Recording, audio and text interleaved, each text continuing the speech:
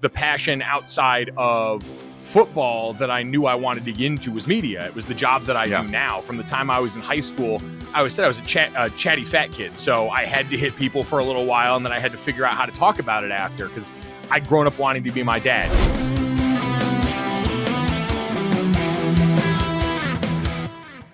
Welcome back to the Athletics Check podcast. I am your co-host, Johnny Stanton.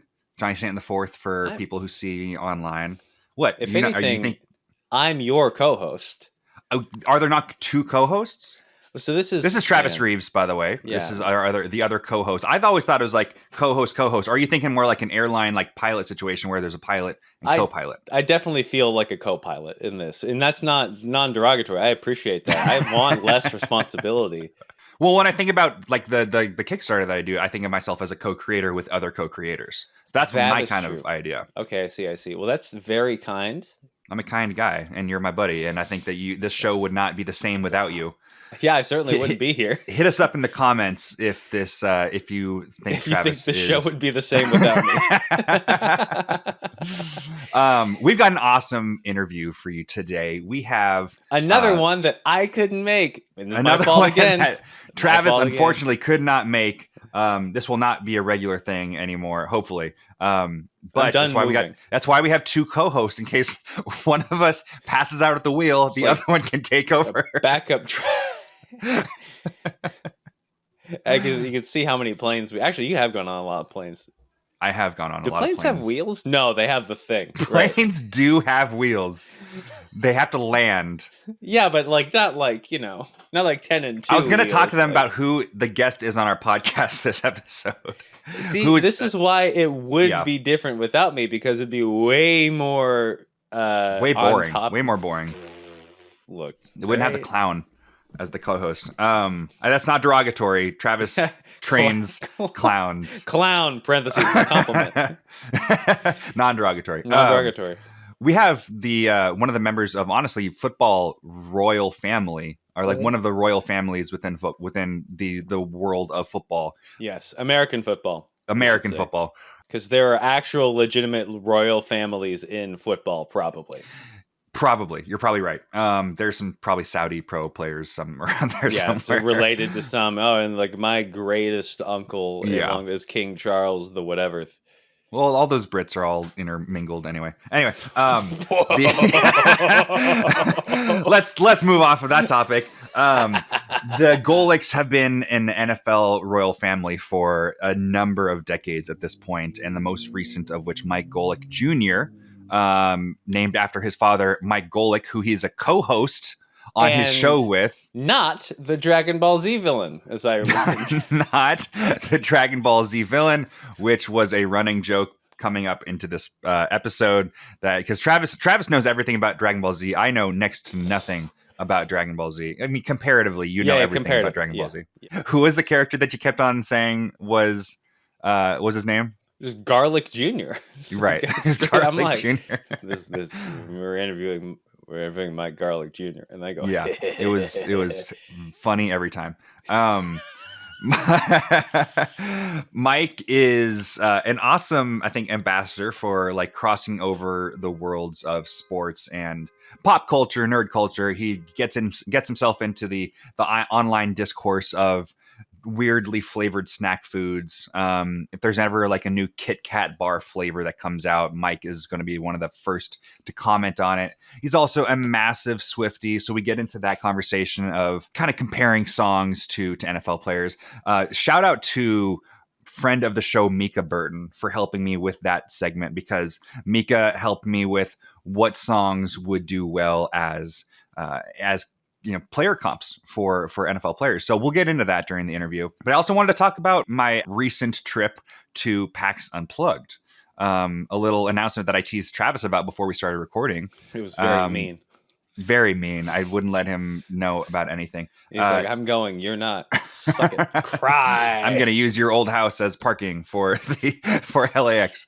We're going to Philadelphia, myself and the other co-creators of Sync, Sam and Rick, to kind of celebrate the Kickstarter doing well.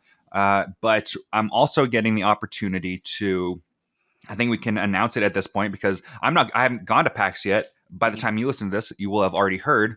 But we're going to announce during my panel called Athletes in Tabletop that I'm doing with former MMA fighter and current content like positivity producer Tank Tolman. Whoa, whoa. Yes, his name is Tank There's Tolman. a motivational speaker out there whose name is Tank Tolman. And he's a former MMA fighter, and he's a badass. Less motivational speaker, more like positivity content creator. That's the same thing with a different name. That's what that is. That's close enough. We have also Iffy Wadaway, who, and this honestly, this honorary announcement, mayor of Hollywood. It's true. Honorary, has his number in the rafters of the of athletics check already. And then last but certainly not least, Abria Iyengar, probably the most prolific jock nerd in the space, in my opinion. She is an absolute beast. Went Division 1 in 3 different sports. She's going to be on this show at some point. She's an absolute beast. But what I am very, very excited to be able to announce now that PAX is passed and we already announced it there, is that I'm going to be kind of a lead designer for a new supplement for the tabletop game Kids on Bikes, which is the by not on Kids on Bikes itself. The supplement is going to be Kids in Cleats. They've had a number of supplements in the past couple years. They started off with Kids in Bikes, which is very, very much Stranger Things, Stephen King, Spielberg-esque E.T., where you're trying to solve a mystery as a bunch of kids in some 90s, 80s small town. The follow-up to that was Kids on Brooms, which was made very popular through Abria Iyengar's seasons of Dimension 20, where she did Misfits and Magic, which at the time of recording this, they're doing season 2 is airing right now. And then most recent one, which was just on Kickstarter, was Kids in Capes. So the fantasy version of that, or the sci-fi superhero version of that. So Kids in Capes is the one that is being released soon. But Kids in Cleats, after talking to the guys over at Hunters Entertainment, specifically Knox Weiler-Burf, who is an incredible game designer himself, Knox is encouraged me to have this idea and develop it into the world of Kids on Bikes in the form of Kids in Cleats, which is really, really exciting for me. Going into the world away from D&D 5e in game design and make most of my combined knowledge of sports and tabletop game design. Yeah. So that's what we got going on over at PAX. That's great. This is already 6 million minutes long, but what's the update on Sync? Yeah, Sync did roughly about 280K on Kickstarter. It is going to. It was so exciting to see how excited everybody got for it and how people really rallied around it. You can search just recently I searched Sync 5e, like the exact kind of title that we had on Kickstarter, because they give you a button of tweet that you backed this Kickstarter, and rarely people actually post it, but you actually search that on Twitter and it's like a bunch of tweets long, the exact same thing. Like I was the 1,407th backer of Sync, or the same thing with Backer Kit, because the Backer Kit is out now. And without further ado, let's get into this episode of Athletics Check with Mike Golic Jr. Mike, I am so glad to have been able to connect with you and to have you on the show. You're well above my my punching level here.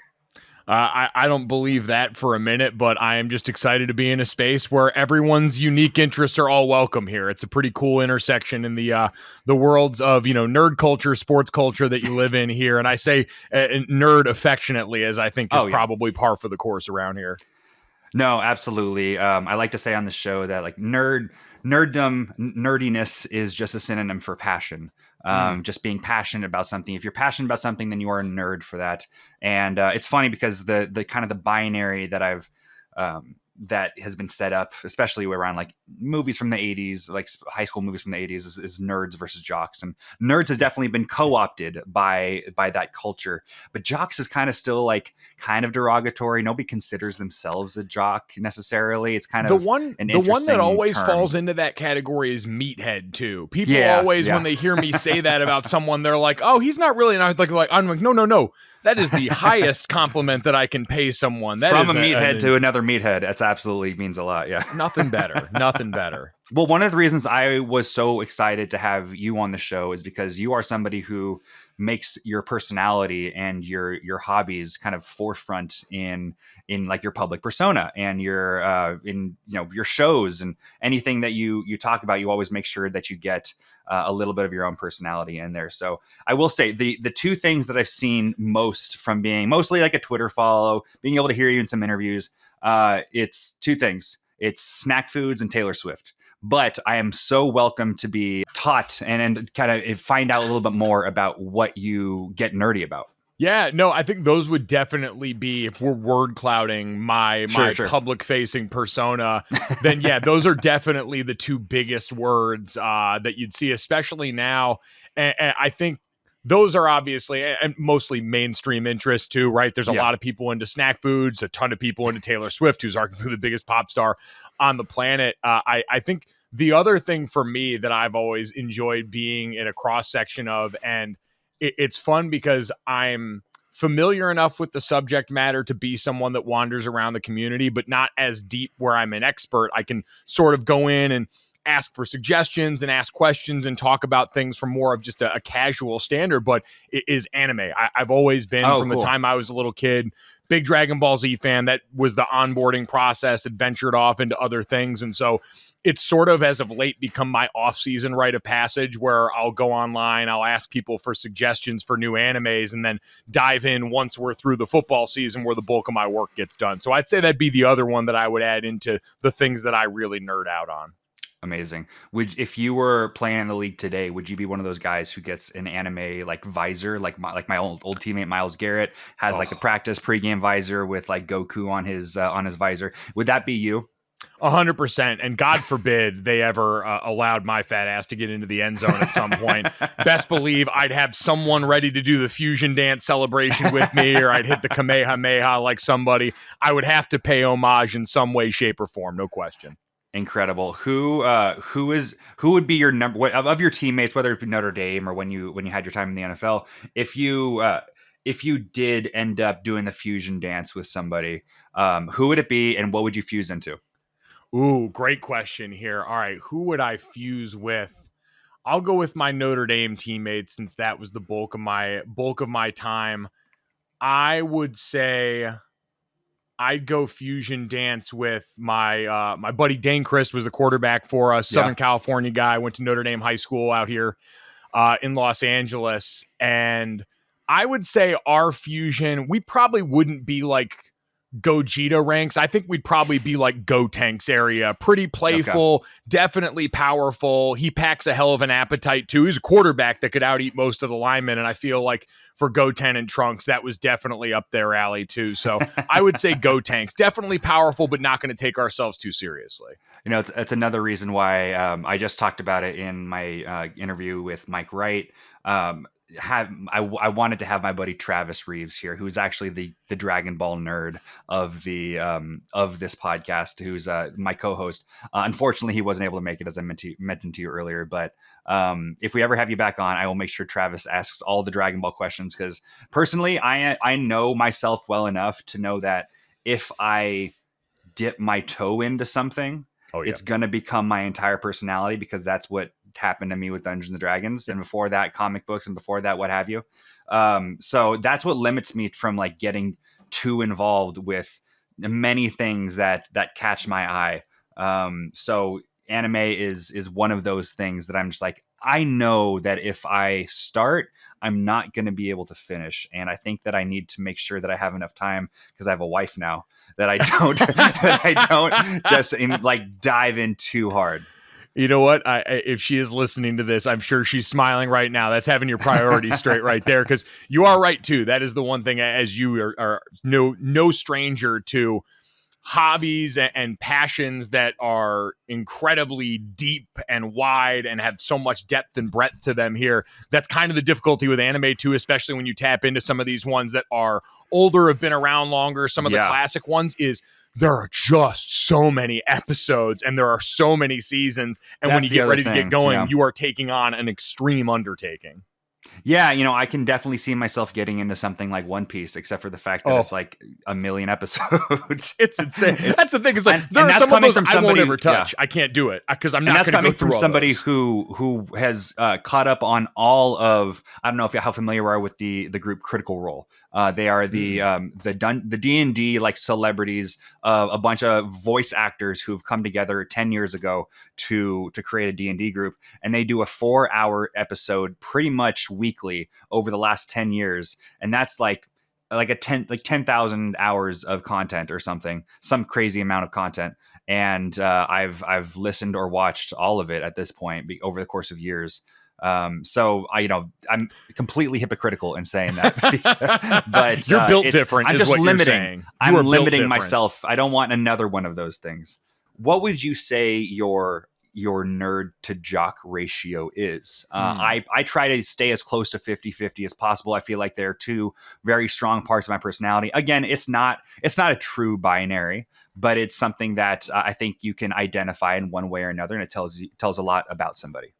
Yeah, no, I think I'm probably right at a 50-50 split still. And that's always sort of where I've been, which is funny because I do the show that I do now for DraftKings with my dad, who was, a 9-year NFL player and an All-American in college and has been in the media for a long time. But my dad has always been a guy who, like, I always say for people that have had multiple careers and gone through multiple things, it's like the Pope who speaks a lot of languages. And I'm always curious, like, what language do you dream in? And I always say in that reference, my dad dreams an athlete. Like, he is not a broadcaster in his mind. He's not a radio host in his mind.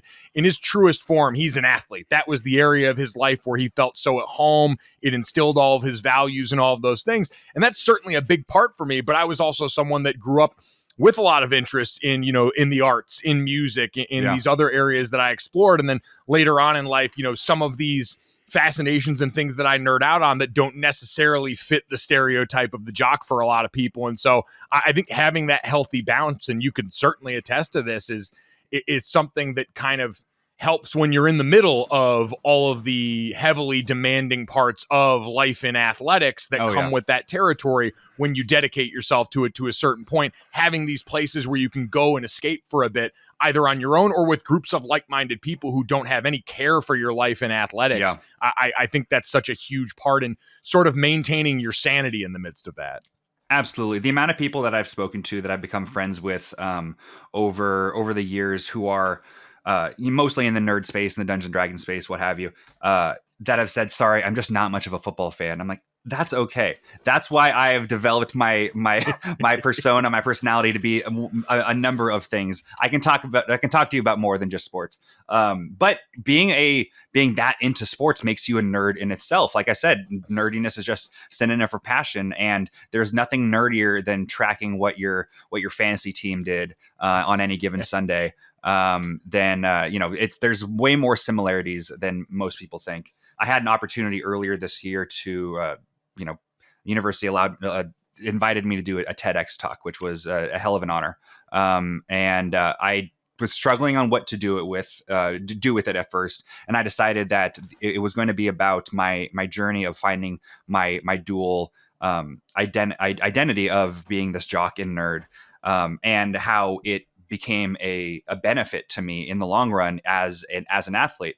I found myself diving into Dungeons & Dragons when I was injured in college. I had torn my LCL partially, and I got to a point, I originally went to University of Nebraska. I transferred away to go to Saddleback College back in Southern California for a semester, and then transferred back to UNLV, where I finished my college career.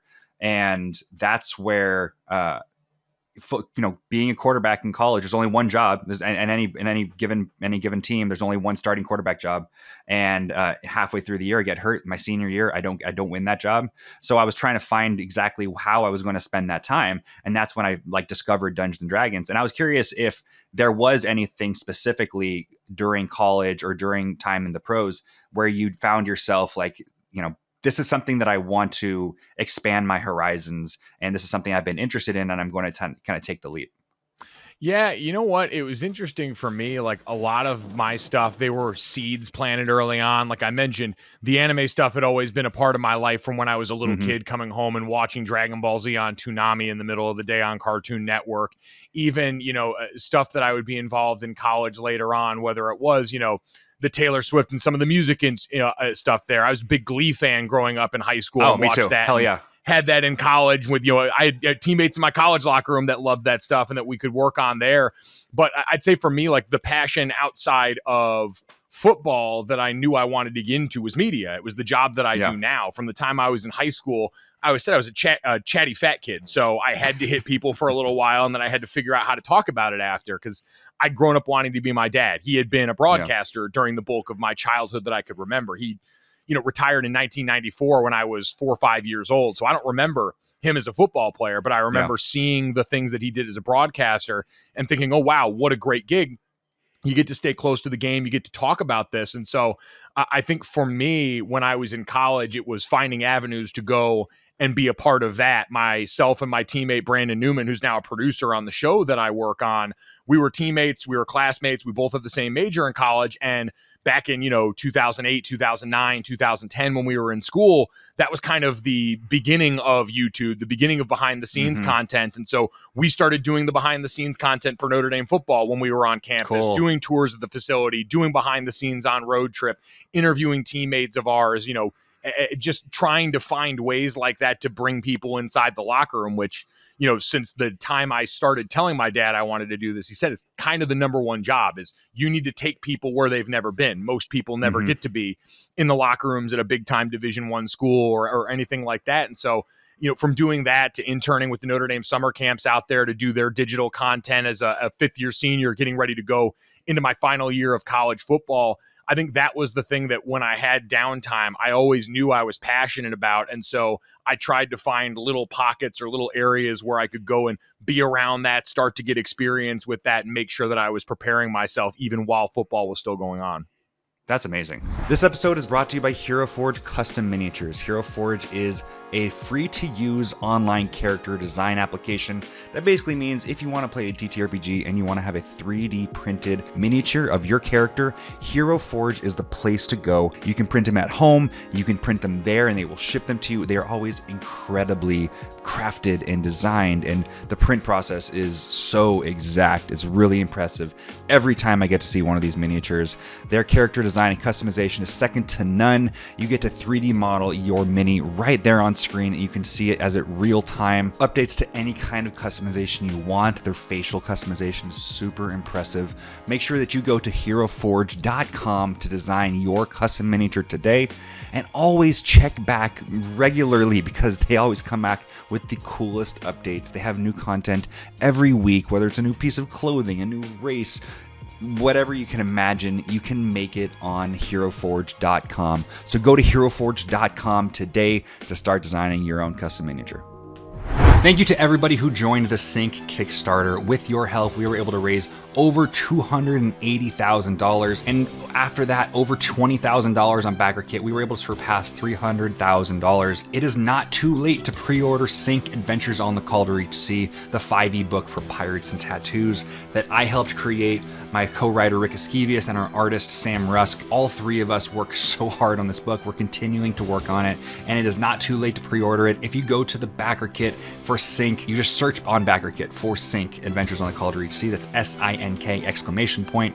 You will be able to find it and pre-order your book, as well as all of the add-ons. You don't get the tiers that we had in Kickstarter, but we have everything that you can pick and choose, like a tiki mug, a bunch of minis that we can send you. It's the coolest stuff in the world, and I'm so proud of it. We are continuing to work on it. It'll be a minute till it comes out, but I want everybody to get the opportunity to get Sync Adventures on the Call to Reach Sea, the physical book, when it comes out. So thank you you guys for helping out, and I hope you enjoy the rest of the show. When you were kind of creating that avenue for people to see the behind the scenes of Notre Dame football, to see it in the locker room, how much pushback did you get with that? Because I know from my time in the league, or in college or whatever, there is we've been talking about it recently with reporters in the locker room. There is a sanctity of the locker room, and I was curious of with it being the early days of YouTube and digital content in that way, like that, I'm sure there was a bit of pushback if people did find out about it. Because even when I was with the Browns, I had teammates who were very public in their social media life and in creating content on their day to day. And some guys don't look upon it as kindly as others. And I'm for somebody who, as like with a kind of public facing personality and somebody who absolutely enjoys social media in that way, I completely understand it, because that's something that's going to last a whole lot longer than your time in pads if you manage it correctly. But what was your experience at Notre Dame with kind of giving people that behind the scenes view? Yeah, I think football and high level sports anywhere are always a space where your people's tolerance for your outside interests is usually directly correlated to your ability on the field. Yeah. Meaning, hey, if you're really good and they need you, it's amazing how much leeway you're going to get away from that there. Although you played with one of the foremost examples of off-field interest being misconstrued as some sort of red flag in Myles Garrett, who came out of college and had all these interests off the field and was into philosophy and dinosaurs, and people tried to somehow act like this space alien wasn't going to be an incredible football player just because he liked to read books. Go figure. But I think for me, the pushback was minimal. There were times, though, where with different coaches, you would feel that squeeze of, hey, is this really the best use of your time? Aren't there other things that you could be doing to better our chances here? And, I understand that to an extent from their perspective, the further I get from it now. You're a grown adult with a family to feed who's probably on your third or fourth stop as a coach who's got to rely on 18 to 22-year-olds to go out there and perform to the best of their ability to make sure you and your family continue to eat. So I understand it a little bit. And for someone like me who was a late bloomer, I didn't start until my true senior year and then into my fifth year senior year. So ended up starting 17 games there, but it was backloaded. So I was always fighting for playing time. And in the midst of doing that, understanding, hey, I've got this other passion. I've got this other place I want to pour in to try and, keep myself sane too, because it's frustrating not seeing the field. As it's frustrating not feeling like you can go out there and impact things with all the work that you do put in. And so there were times when I got pushed back, but it was also one of those things where I was like, all right, I like doing this. I need this as an outlet, and I'm going to continue to do so, knowing full well that I'm still putting in the work, and I would feel more than capable standing 10 toes down on the work that I was doing to get onto the field, and that it wasn't in any way affected by the very little comparative time I was spending doing that. Oftentimes it's coaches, but it's also like parents seeing stories of, you hear about Kobe shooting like 1,000 shots a day after games, only thinking about the game. MJ, Brady, the people who like make their whole personality their sport, which if to become the GOAT, the greatest of all time, maybe that's what it takes. How many GOATs are there? There's technically, it's got to be one, right? Like there can really only be one GOAT for any given sport, any given position. So odds are it's not going to be you, which I think to be able to become a much more well-rounded human being, those interests need to be fostered. They need to be encouraged by parents, coaches, teammates alike to find something that is something that you can get away from the game with. Yeah, I do. I think that balance is important. And again, it's going to be different for everyone. For some people, they really, all they want to do is ball and come hell or high water, they're going to go after that. And there's nothing wrong with that, to each their own and how they want to pursue that. But each person's different. Every person is different. And if some people interpret that as it matters less to them or whatever, that's fine. I was never really concerned with what people on the outside thought of me. Obviously, my coaches, it was a different story. And there were times where I did dial back a little bit of what I was doing away from the field when I was really getting on the field, when I was trying to stay on the field and understanding, all right, if I've got this one opportunity right now, I do need to lock in and be a little bit myopic. It's, sort of the conversation that we have in high school on a macro level about kids playing multiple sports or doing things off the field, where at some point, maybe specializing towards the end probably has benefits when you realize, hey, I'm tracking at, an FBS level, or I'm tracking at a high FCS level and I've got an opportunity to go do something. But in general, and if you've got enough interest, if you do like playing other sports, you do like, being in music, being on the stage and being in plays, what have you, and that matters enough to you, then I'm always one where, and this goes for like kind of what I'm drawn to in content, I would always rather listen to people talk about what they're passionate about. I think all of us will be better at whatever we're doing if it's the thing that we're actually interested in doing. So if football's all you want or sports are all you want, you're going to go balls to the walls with it. Hell yeah, man. Grab that net and go do your thing. But if you're someone that's holding back on your other interests in the names of that, or squashing things you're really passionate about, then I think you're going to lose out ultimately. Yeah, I think there was I'm butchering the quote. It was more of an idea of a quote than anything else. Yeah. But going through certain like entrepreneurship classes, I've heard that the key to success in entrepreneurship is finding the crossover between two things that have been done before. So when you think about, yes, go after your football dreams. Having multiple passions doesn't mean that you care less about that, like you mentioned. But if you are able to cross over two different things, like I've tried to do with athletics check, of trying to merge the world of athletics and with nerd culture.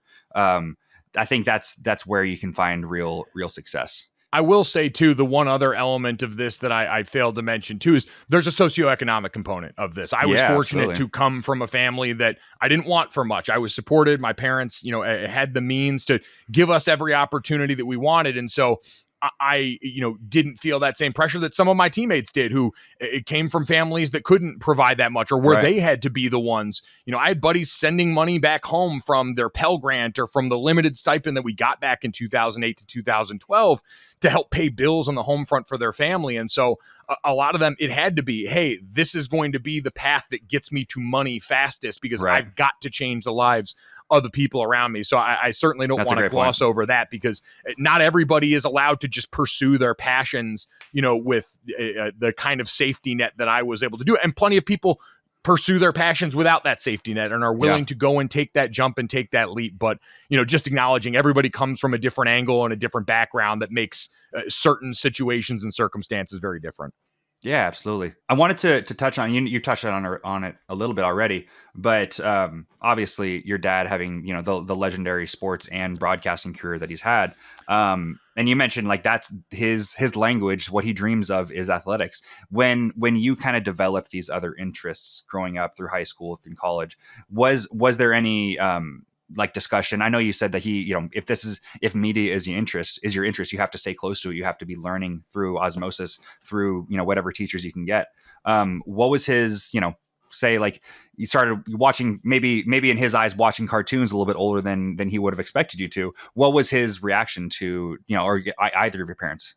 Now, you know what? That was the one thing I was so fortunate. My parents supported everything we wanted to do. All they said is, whatever you start, you've got to finish, whether that was sports or anything else. If you signed up to be in the play, you're going to commit to it, go to practice, learn your stuff, and go out there and perform and be accountable to the other people in that. If you go, when we moved a lot when I was young, all the way up until third grade, and we'd play sports to make friends at the new spots we go to. And I didn't like soccer all that much as a kid. I was a Husky kid, but they said, all right, if you're going to start this season, you're going to go to all the games and you're going to finish the season. So that was really the only thing that they were sticklers on. And it was, hey, if you are passionate in something and really want to pursue it, we'll do everything in our power to support that, whether that was sports, media, or anything else. But they were never overbearing in that. They never pushed us to do more than we wanted to in any avenue in life. And so no matter what the interests were, they were around to kind of give us the opportunity to explore those and support them as best they could. And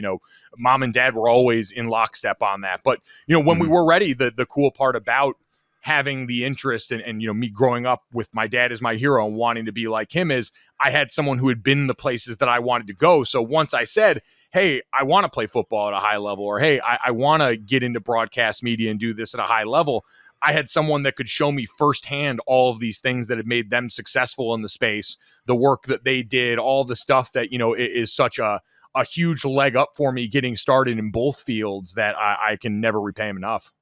Yeah. That's awesome. It seems like I'm hearing similarities between your dad and my dad as you're talking about it. No, absolutely. I wanted to ask you a little bit about Notre Dame. I think there was a time in which we might have been in South Bend at the same time. I did not have the opportunity of being recruited by Notre Dame in any kind of like serious sense. I was invited to Junior Day, or I might have even invited myself to Junior Day in 2012 when I was coming out of Santa Margarita Catholic in Orange County. I graduated in 2013, so my Junior Day would have been in 2012. And I remember showing up to Junior Day and not getting any of the attention of the coaches because I wasn't a guy who was offered. I hadn't even gotten my first offer yet, I don't think, at that point. So I don't blame them for not paying any attention to me. And I imagine, I think you graduated in 2012. Is that correct? I graduated in 2012, but I was there that fall. That was my 5th year, senior year, was that last season. Gotcha. So you might have been in the locker room at the same time because I got to step inside the locker room. My major takeaways I remember from Notre Dame being one of the very first schools that I visited was, and to correct me if I'm wrong, but I remember being told as we were given a tour that most students stay on campus their whole college career. And then I remember seeing how small the dorms were. And I'm like, oh, this is an experience. It is, you know what it is? It's varied because on a campus that old. So and how it works with Notre Dame too is they're all, one gender dorm. So there's a guys dorm, girls dorm, all throughout campus. There's no, mixed gender floors or anything like that when it comes to that. And there's also no athlete dorm. So when you show up on campus, even as a student athlete, I know there's a lot of schools that I heard from other guys where you got your own part of campus and you got your own dining hall and you're in there. Like at Notre Dame, you get randomly paired with another student that's coming in your freshman year. You can move after that in with another athlete at some point after that and transfer, but you're paired in the student population like everybody else, and you're in class in the dining halls like everybody else. And I think it was a huge part of the experience there was getting to do that. But with the dorms, some are really old and some are on the newer side. So there's dorms on campus that don't have air conditioning and there's dorms that do. And now, ever since, they've built even more dorms in the, decade plus since I left, unsurprisingly, because it's a lot of time. But a lot of the new dorms now, they're like apartment complexes. They're beautiful. Yeah. They've got all these great amenities and features.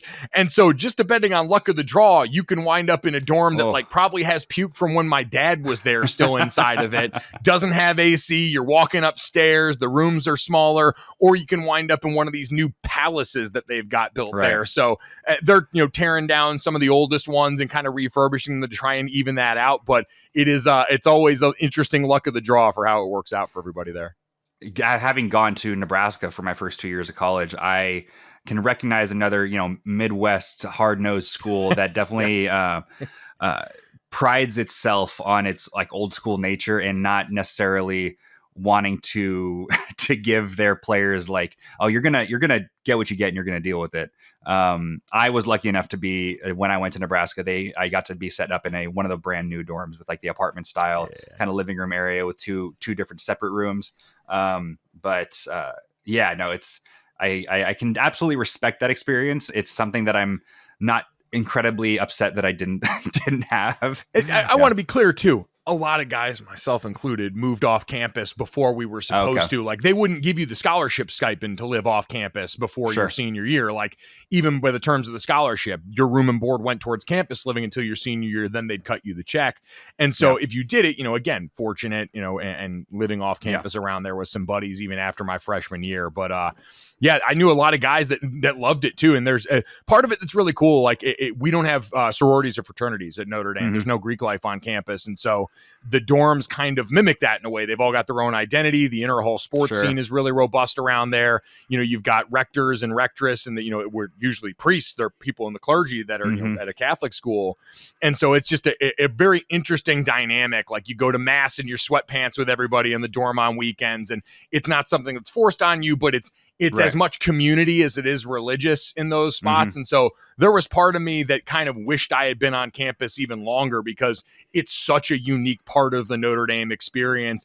And when you introduce yourself to alums later on, it's usually what class you graduated in and what hall you were in on campus is kind of the identifier for everybody, because what hall you're in is what part of campus you're on, which dining hall you went to and preferred, all these little idiosyncrasies. Would you stay in the same hall your whole 4 years, stay there? No, you can move around. Like, I had buddies that would move to go live with other guys on the team or try and get into some of those better dorms on campus. But there were some guys that would live in the same dorm their entire time on there and stick it out with that same group. So it is one of the like little bits of identity that people always point back to for their time there. That's very cool. That's very cool. I had a interesting experience growing up as a diehard USC fan. I had cousins who went to USC. My parents didn't go. My dad was a Long Beach State graduate, but being a good Catholic kid growing up, the rivalry of Notre Dame versus USC was never quite as bitter as it probably was for many USC fans, because like you always kind of want to root for the Catholic kids, on the other team. Yeah, it was weird too for me growing up. I always tell people, so I was born in 1989, and the early 2000s USC teams they're like what I think of when I think of college football. I was obviously a Notre Dame fan. They broke my heart very often. The push game is seared into my memory because I was supposed to be at that game. We were supposed to, my high school didn't have lights set up. We were a small Catholic school in central Connecticut. We were right next to a neighborhood that would never sign off on permanent lights being put up. And so we had it set up to where we were going to do a Friday night game where we brought in portable lights out there, but it poured rain, and so we had to move the game back to Saturday. I was supposed to go out and make a visit of it to go to Notre Dame for the push game because we were playing on Friday night that week, and didn't. I'm like, I had gone to 2 Notre Dame games a year since I was a kid. I was like, I'll be back for more. I want to go here and do all that. And then it turned out to be one arguably of the greatest college football game of the 21st century pops off in that one. Was that a green jersey game? That was a green jersey game, and that was the green jersey grow the grass game. Notre Dame, before they switched to field turf, had the actual grass and grew it out all week to make it extra long so that Reggie Bush and all those guys would be brought down to Notre Dame's speed a little bit more. And but I guess the roundabout way of saying that is, I had such a respect for that USC team, those USC teams from the early 2000s, and just what they were in college football at that point as such a force.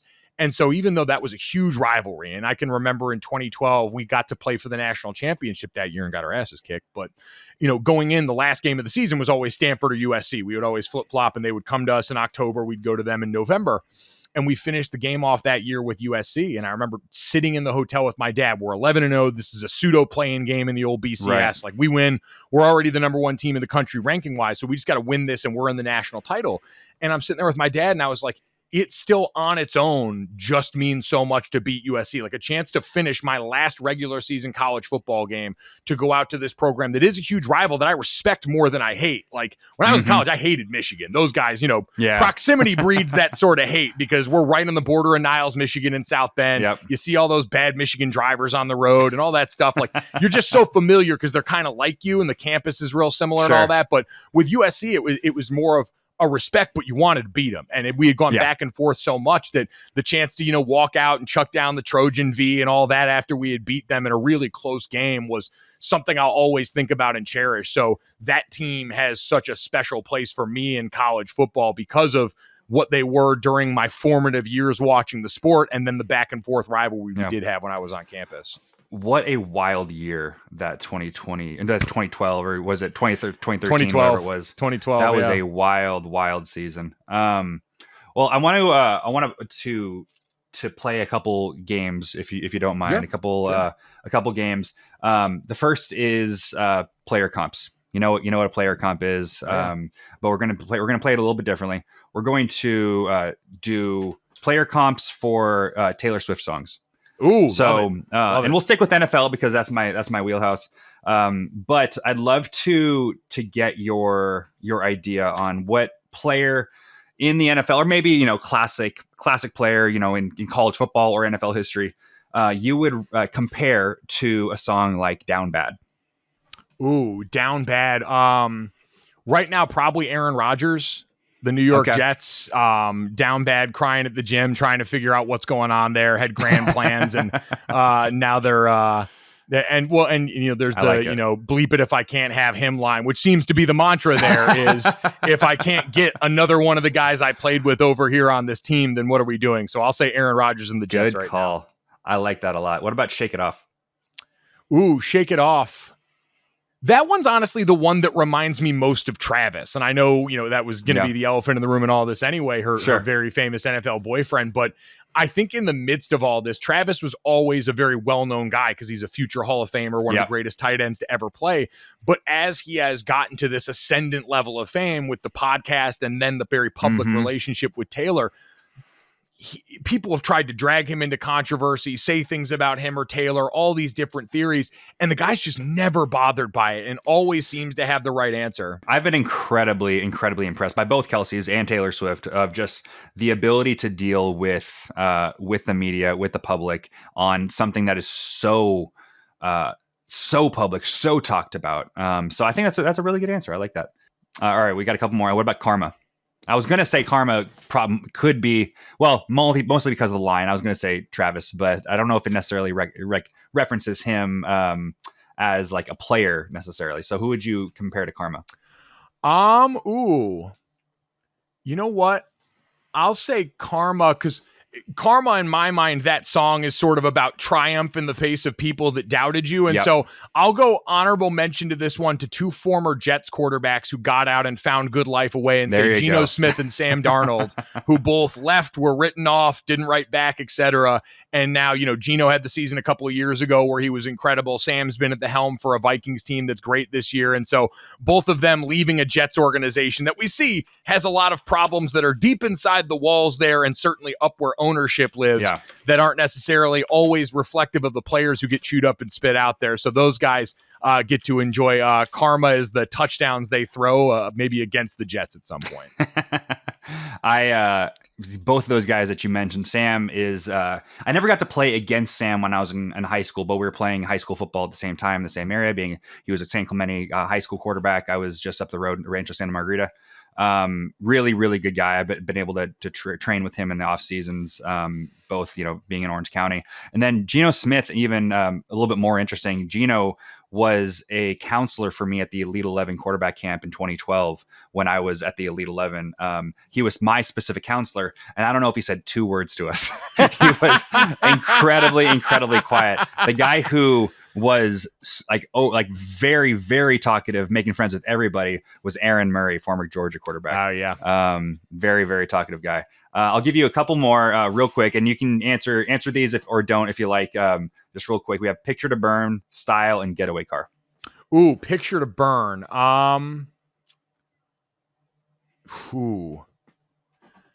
You know what? I'll go picture to burn. Actually reminds me of Bill Belichick. I don't know if you saw the comments after Gerard Mayo Patriots came out and called the Patriots soft. And then Bill Belichick sort of came out after and was like, hey, we were able to lead the league in rushing defense last year and do all these things there and kind of push back at it. So a little bit of a betrayal there from his ex-head coach and a guy. I mean, I remember seeing all those clips where everyone said Gerard Mayo was like Bill Belichick's other son. So I was a little bit surprised at how quickly the script got flipped there in the name of Bill Belichick's pride in that team.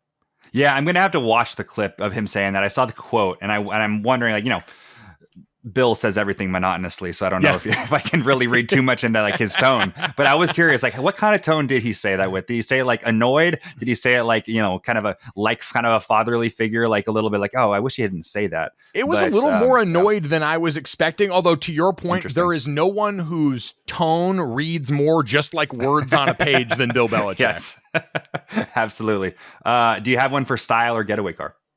Ooh, style. Style. Who's the Harry Styles of the NFL?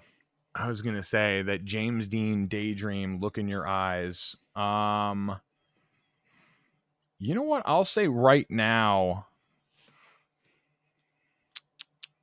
I was going to say maybe Garoppolo, just for the look. Jimmy G might be the look. I will say,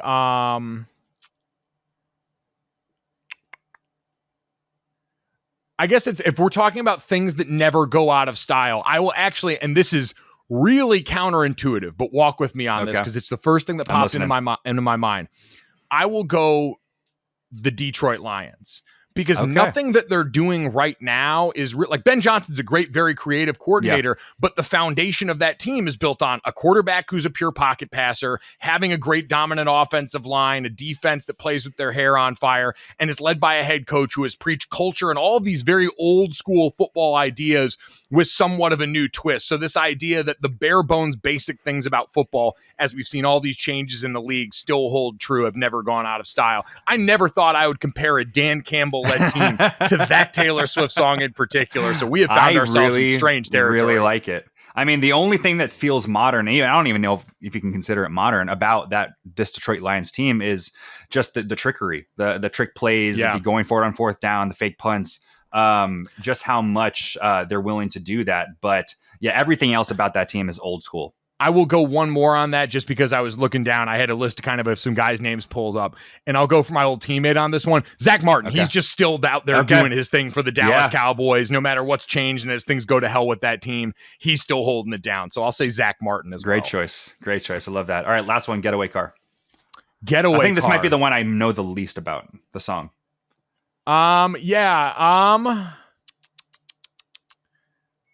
Getaway Car, who got out of a bad situation? Honestly,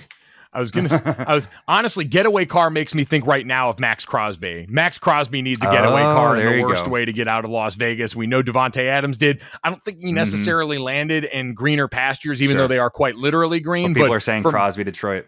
Yeah. From your lips to God's ears, I think we would all love to see just how high that thing could climb. So I'll say Max Crosby, Getaway Car. I like it a lot. So that's your Taylor Swift player comps. Have you ever thought about even the possibility of doing a Taylor Swift player comparison song to NFL players? No, the closest I've ever gotten to this, I called Kentucky against Vanderbilt in 2021, and we knew the game probably was going to be a blowout, and so we had some filler material prepared for the end, and I did a college football playoff top 7 rankings with every team as a Taylor Swift song. So it was the CFP rankings, Mike's version, in a clip and a reel that should have won us an Emmy, but apparently there's no justice in this world. Well, I know last year with the, especially during the Super Bowl or any time the Chiefs were playing in prime time, the announcers at whatever opportunity they could would try to throw in, blank space or white horse or whatever it is. Dude, I kid you not. My dad calls Sunday night football games on the radio for Westwood One and has for the last few years. And when that was going on at its peak, my dad texted me before the game and he goes, "Give me some Taylor Swift lines that I can work in tonight." Cause he knows her very casually, but like my family, a bunch of me, my mom, my sister, my sister-in-law, my brother all went to see Taylor in Vegas at the beginning of the tour last year. And Dad didn't come. Like, he's not into it enough. Him and my brother-in-law stayed home to watch some kids at the kids at the time. And so he's not as much into it. So I was the one feeding him lines for that stretch. Perfect. That's a dream right there. Let's get on to the next game. The only other game that I have right now is the random flavor generator. You are very popular on my Twitter feed for your love or sometimes like disgust, but like need to have it of very uniquely flavored snack foods. And we're gonna roll some chance into this. I made a list of 20 flavors and 20 snack foods that we will roll a D20. That is the main dice that you roll for playing Dungeons and Dragons. And we're going to match up some of these flavors to snack foods. Love it. Awesome. We don't have Oreos on this list. I'm going to add Oreos to this list. All right. We'll make it 19. Brand. Yeah, for the brand. The way we're going to play it is you can decide to keep it or you can decide to pass and whatever. And you have to take the next thing that was rolled. Okay. All right. Got it. Cool. All right. So the first thing we're going to do is the snack food itself. I'm rolling a D20 and I got a 4. And on 4, we have Cheetos. All right. Okay. There we go. Cheetos. This makes me a little nervous looking at the flavors here. I'm going to roll another D20 and that is a 10. And that is I got cheddar. I have cheddar flavored Cheetos feels. Okay, maybe that one didn't work as well. Yeah, you know what? Hey, you know what? Just for the sake of the exercise, I'll pass and see what the freakier option can be after this. I'll try and give the people what they want. I was gonna roll it again, but I'm gonna just for different flavor. I'm gonna go to the next one. 12 on the snack foods is hummus sabra specifically. Right. Rolling it again. That is a 6, and that is peppermint flavored hummus. You know what? It sounds truly horrific, like a combination of flavors that have you had chocolate hummus before? Because it's pretty good. I have not. See, and I was kind of hoping when you said hummus, I was like, you know what? I could do a chocolate or something sweeter like that. Because again, when it's whipped like that, hummus isn't a flavor that's so strong that it not can't very strong. Probably meld with that. But peppermint hummus, it's more like a glue for different flavors. Yeah, I know a lot of people like crap on mint ice cream or mint chocolate chip ice cream, saying it tastes like toothpaste. Peppermint hummus would actually be like edible toothpaste. All right, well, you're stuck with it. So eat up. We're gonna roll. We'll do one more time. We're gonna do the snack food real quick. All right. That is a 19. So that is Oreos. Ooh, okay, let's see what these little freaks got. Let's find out. That is a 7. That is watermelon. Watermelon flavored Oreo. Is that a thing already? It might be. So I did this thing a while back where I went online and I was curious about some of the, especially like the Oreos that you can buy in Asian countries. I went to Japan this summer and there's just such a wide swath of flavors over there. And I bought a bunch online that were either from Japan or from like Korea. And so I can't read all the flavors, but there's a lot of ones that are like peach or, you know, stuff like that. And I think there might be a watermelon somewhere in my cabinet. I'd have to check. I'm looking at a Google image search right now. There are watermelon Oreos. I feel like they'd probably be pretty good. It probably wouldn't be too bad. It's got the vanilla or like, you know, whatever the more basic cracker as opposed to the chocolate cracker version. Oh, sure, the golden ones. Yeah, the golden. Yeah. What color is the cream? The cream is red and green. Like it's half and half. I think I might have those on me right now. And that's one I did the ones that really got the internet in a tizzy were the Sour Patch Kid Oreos that I maintain are not good, but I liked them, if that makes sense. Okay. Like that's fair. You shouldn't do this, but if you found your way to them, you're going to delete a sleeve. I'm not gonna force you to do it, but I'm willing to edit out 2 minutes of empty air if you want to try to do a taste test of watermelon Oreos right now. Yeah, let me go see if I got them. Hold on. Awesome. Did you actually find them? So I brought a little sampling just to show you like what I keep strapped on me at any given time. So I don't know if these are watermelon, and I can't read them because it's in a different language, but it's like peach and grape. Oh, that looks similar enough. Oh, interesting. Yeah. No, I mean that looks like if you didn't have the golden crackers, that looks like watermelon Oreos. But yeah, so I wouldn't go into this expecting watermelon flavor. No. Well, and like the interesting part is, okay, here we go. Yeah, it's like peach grape. Interesting. So you haven't tried this one yet? I haven't tried this one yet. No, I've got also vanilla and caramel twist here, and then double stuffed mint, which both just sound good. But yeah, they were in the package. So we're going for the crazy flavors. Yep, exactly. So, all right, this is interesting. I mean, these are, you know, they've been in the pantry for a little bit too, and like you can see, it's supposed to be pink and green, and they are not. So I'm a little worried about the content of this, but don't check the expiration date. Mm-mm. What are we feeling? We got the chocolate cookie. You're getting any chocolate first. Okay. Oh yeah, but the first notes you get are honestly grape. It's very fruity. Wow. Okay. Is it like the grape juice flavor, or does it tasting like grape? No, it tastes like actual grape. I think the other one is a peach, and you get a little bit of that in the aftertaste. Like I'm getting peach in the back of my mouth right now. Interesting. But the front of your tongue right at the beginning was really, and this is why when you said watermelon to me, I was like and going back to the Sour Patch one, fruit flavor renders really well in Oreos for some reason. It doesn't do quite as well as any of the peanut butter ones. The best Oreo I've had in recent history, and I don't even think I did a video on these necessarily, was pumpkin pie. It's like eating a little pumpkin pie disc. They're the truest of flavor I've ever tasted, but these are great. I think that's a lot of that is because pumpkin pie flavor is not the flavor of pumpkins, and also pretty artificial. Deeply artificial. That's the thing I always tell people too, is like when I had like Cinnabon flavored ones and stuff like that, it's a bunch of stuff that's heavy in artificial sweetener that's just getting a new home and a new shape. So those are, this is great. I would say those are like a solid like 7, 8 out of 10. Like they're like, I wouldn't say they're great. You would never run to try and find them. And obviously I've got ones that have aged considerably. Let's check the expiration date just to see. I doubt they're out of, like, Oreos, I feel like are one of those, like, you know, if you watch, what was that zombie movie with Emma Stone and I'm blanking on, they're looking for the Twinkies. Zombieland. Zombieland. Thank you. I feel like it's probably similar where Oreos are just never going to expire.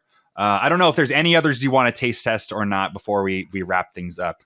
But you know what? I haven't cracked open the green tea Kit Kat, so okay, we'll finish off with the green tea Kit Kats. I'll check these out. I was not expecting, when I set up the random flavor generator, expecting to get actual taste tests. And you know what? Awesome. I've had these all sitting around because, you know, I'm trying to maintain my new figure at this point. I've lost considerable amount of weight, and so I can't live like this every day, but the packaging, super cute from everything that I bought over in Japan. They do a really good job with those. I'm not a huge green tea fan in general, but it looks like it would be flavored green tea. It's an accurate look of a Kit Kat. What are we feeling? I'm not a huge fan of the green tea flavor in general. It's super subtle. Like, honestly, this just tastes like normal Kit Kat. You know what? I stand corrected. Again, so many of these, the thing I found with the Kit Kats is a lot of them with the funkier flavors, like these ones I brought back from Japan, they're all aftertaste. So like right now you get a little bit of the smooth green tea. It tastes more like vanilla though, quite honestly. The aftertaste. I imagine a lot of these, they're not trying to scare you with these flavors. Maybe the sticker shocker, like, you know, the cover of it looks a little scary, but they're still going to want to make them like enjoyable. 100%. I had wasabi and was terrified of them. I put it off for weeks after I brought them back home. And I had them, and it gave you none of the wasabi kick. Like, and you know, I've had fresh wasabi that's obviously a little less offensive to the senses than the stuff that we buy in stores, but it still didn't taste like wasabi. Oh my god, so much saliva. Well, we're gonna end the episode there. First off, thank you so much for being on Athletics Check. You are, I believe, episode 12. If not, then we're just gonna edit that out. But I wanted to know if you would be interested at all in if you feel like you need to update your ratio of jock to nerd now that we've had this conversation, bringing things to light. You said you're already a 50-50. I feel like that's pretty you know, right down the middle. You know, you have a nice balance on both sides. I wanted to know if you feel the need to like adjust that at all. I think we're probably after this dipping more into like 60-40 now in favor of nerd. Okay. And I think the further and further away I get from hitting people, the more and more I embrace my beautiful nerdy side. So you're catching me at the perfect time to sway the balance a little bit. You've done a fine job of that today. I'm right there with you for that. Well, we're for those of you who are Patreon backers, we're not going to end right now, as long as Mike has a little bit of time to run a slight little Dungeons and Dragons adventure, if that's something you'd be willing to do.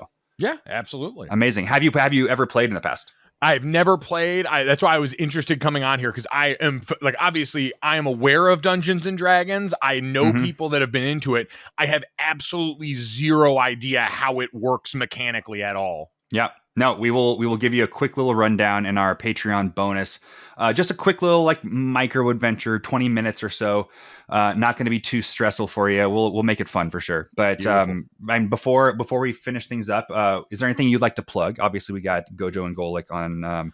Is it TV? Is it streaming? I forget. I know there's a podcast version. Oh yeah, I've got the. I say it at the end of every show, so I can basically burp this out of my sleep. But you can catch Gojo and Golic 8 to 10 a.m. Eastern, Monday through Friday on the DraftKings Network, our YouTube channel, Samsung TV Plus, Roku, Xumo Play, an infinite, it seems, amount of streaming services all across the way, or as you mentioned, wherever you get your podcasts, or on the DraftKings YouTube channel under the Gojo and Golic playlist tab. So any of those places are awesome. We're also on social media at Gojo and Golic on Twitter, Instagram. I believe we're on TikTok as at Gojo and Golic as well. There might be an underscore at the end. So we're just trying to meet everybody where they're at.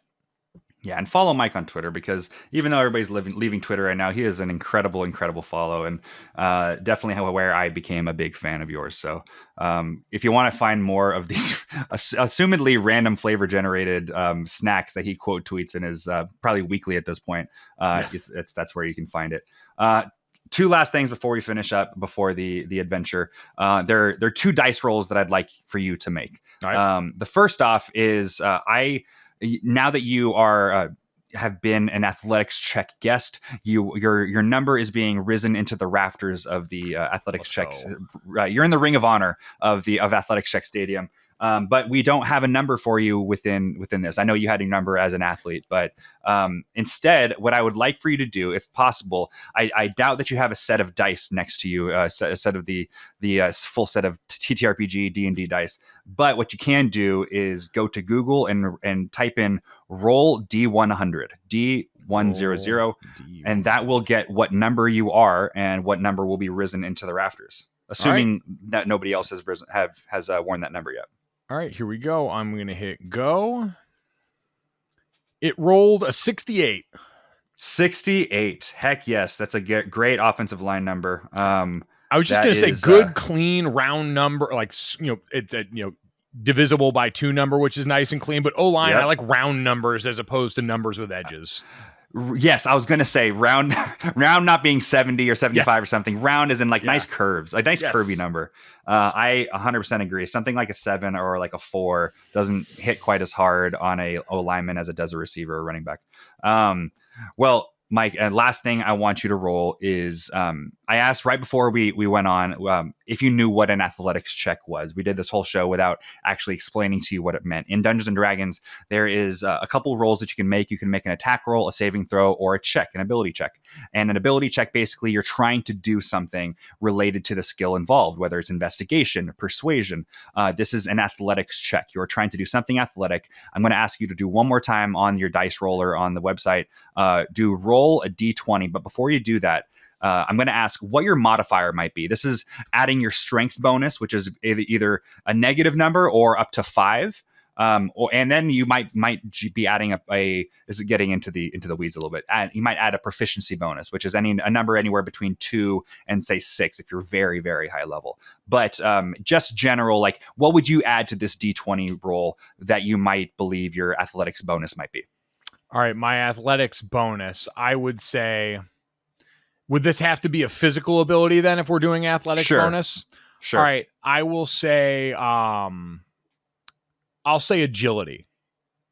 Okay. Let's make it a dexterity roll then. Let's make it dexterity. Okay. Let's say it's like +5. I'm going to say offensive linemen are so much more agile than most people would make them out to believe. Right. So I'm going to say a +5. You got a +2 or 3 proficiency bonus and a +2 or 3 dexterity bonus. So let's roll a d20 here. All right, rolling a d20. I got a 3.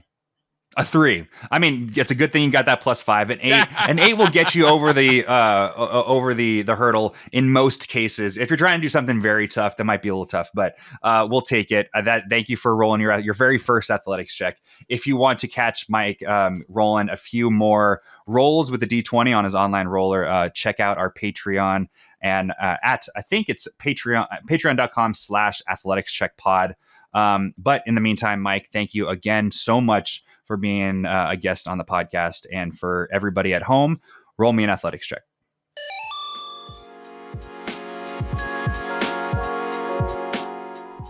All right, thanks for listening, everyone. If you enjoyed the show, please take a moment to rate it and leave us a review. You can find us on YouTube, Apple Podcasts, Spotify, and everywhere else podcasts can be found. Don't forget, we do have a Patreon in which we talk to each of our guests about playing Dungeons & Dragons, and I run them a little adventure. I hope you guys do enjoy that if you are a Patreon subscriber. Audio editing and music by the incredible co-host Travis Reeves. Video production and editing by Frank Janisch. And I'm your host, Stanton IV. To find out more about what I do, check out my website, StantonIV.com. This has been an effing funny production. We'll catch you next time, but until then, can you roll me an athletics check?